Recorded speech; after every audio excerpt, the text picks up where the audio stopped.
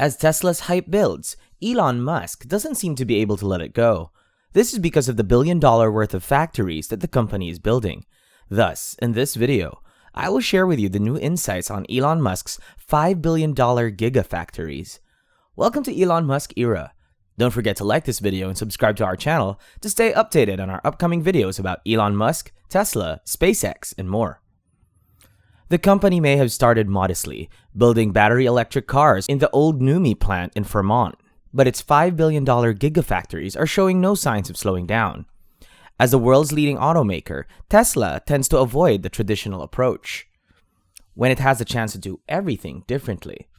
The company, which is more like Silicon Valley than Detroit, has even taken innovation beyond the drivetrains to the production process, launching the first of many Gigafactories in Nevada that will revolutionize not only factory design, but how cars are made in the future.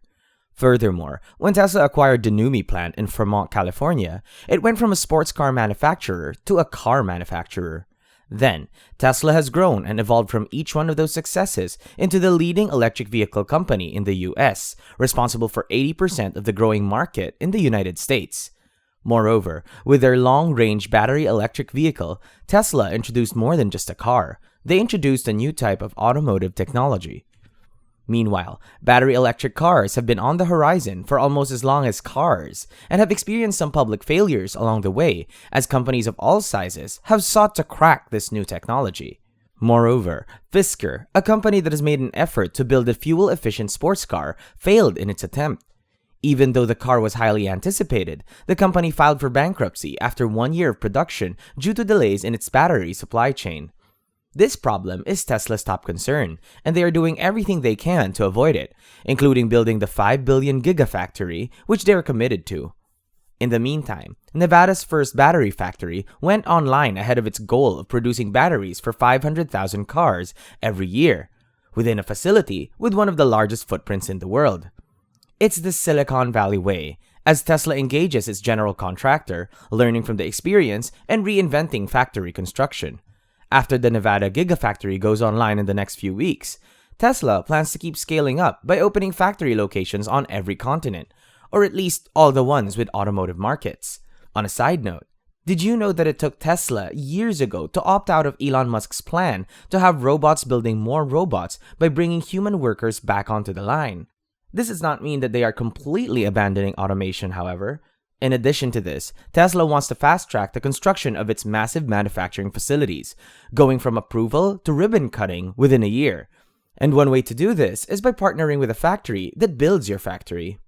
In areas where on-the-spot construction can be difficult, prefabricated construction has become a growing trend for quickly and inexpensively building new housing. Further, prefabrication permits the assembly of individual components at the factory with all the efficiency and volume it affords, and then assembly takes place immediately on site.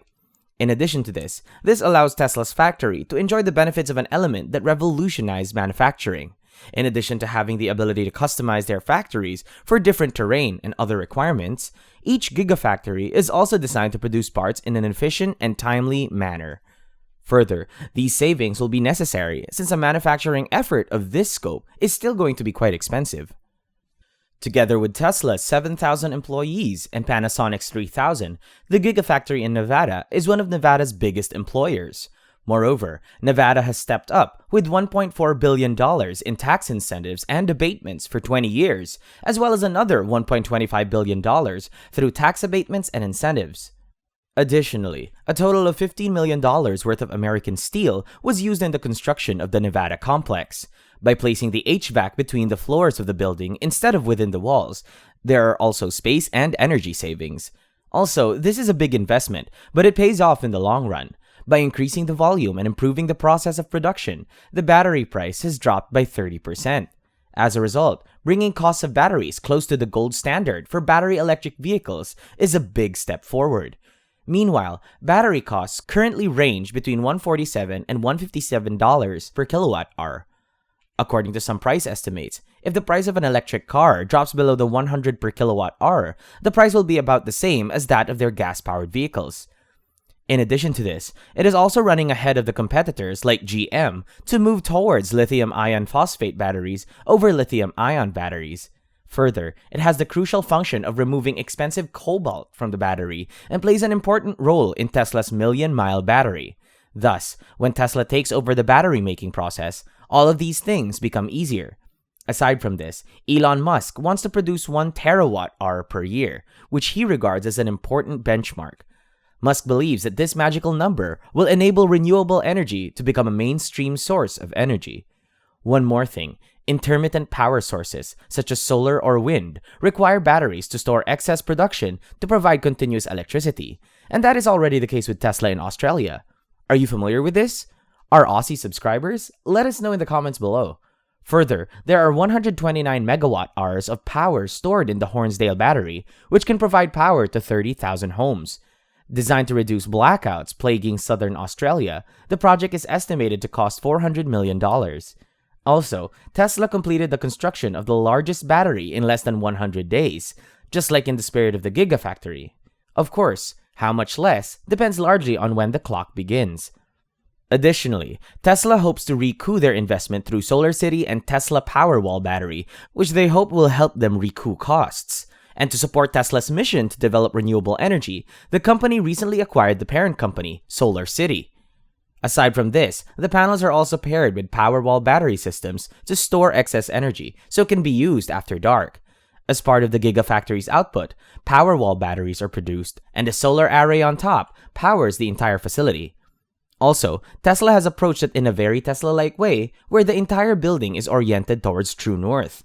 Additionally, this allows the building to be mapped using GPS, as well as allowing the panels to track the sun as efficiently as possible. After all, tech companies need tech. All of the facility's power is generated on the site by 2 types of renewable energy, solar panels and geothermal. In the EV car, a highly important goal is to run the factory entirely on renewable energy. Then, the electricity used by an electric car is a cleaner one once it's been created, even though the energy used is ultimately generated through fossil fuel in terms of efficiency and creation.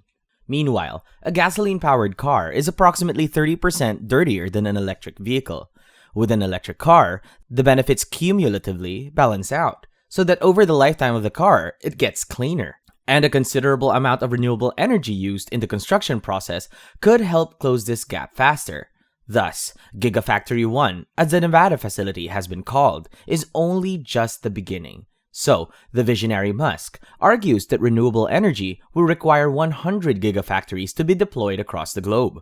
This means that replicating the factory and scaling them up, as Tesla does with cars and batteries, is all the more important. Further, Tesla's Giga Nevada was joined by Google's Giga New York, a company that makes solar cells, and Tesla's Giga Shanghai, which makes electric cars for the growing Asian market.